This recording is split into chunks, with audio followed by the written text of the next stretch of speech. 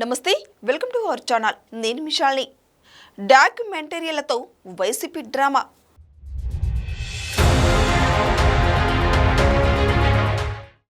భక్తి ముసుగులో political stunts.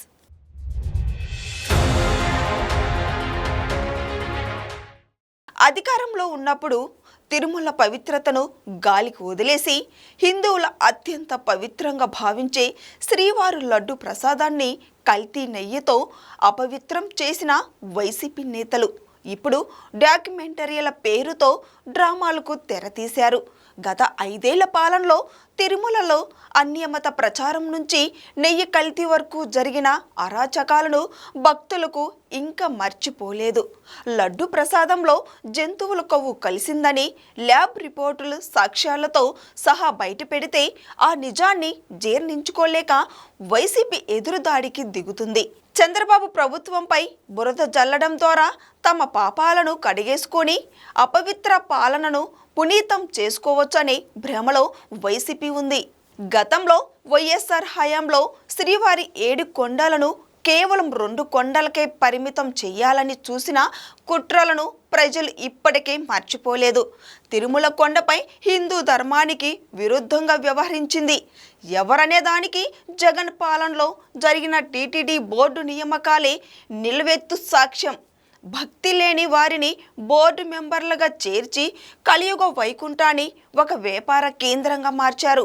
అలాంటి వారు ఇప్పుడు ధర్మం గురించి శుద్ధులు చెబుతుంటే దెయ్యాలు వేదాలు వల్లించినట్లు ఉందని భక్తులు ఆగ్రహం వ్యక్తం చేస్తున్నారు.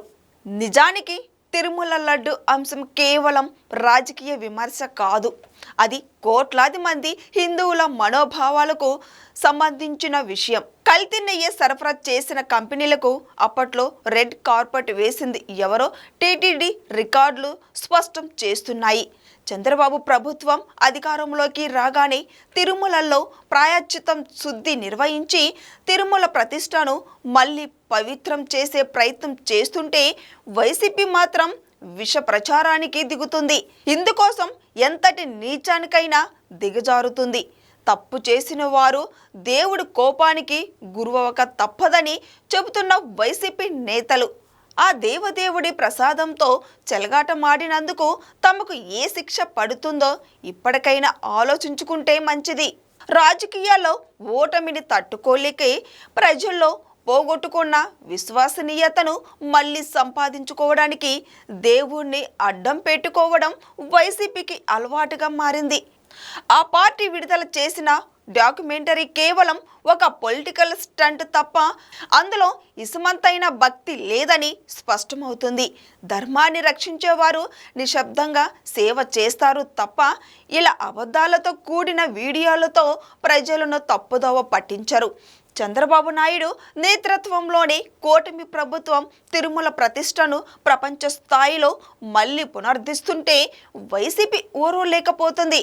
డాక్యుమెంటరీలతో ఫ్యాన్ పార్టీ చేస్తున్న డ్రామాను ప్రజలు నమ్మే పరిస్థితిలో లేరు కాదు. ఇదే తీరు కొనసాగితే ఆ పార్టీకి మిగిలిన 11 సీట్లు కాస్త 0 అయ్యే రోజు ఎంతో దూరంలో లేదు.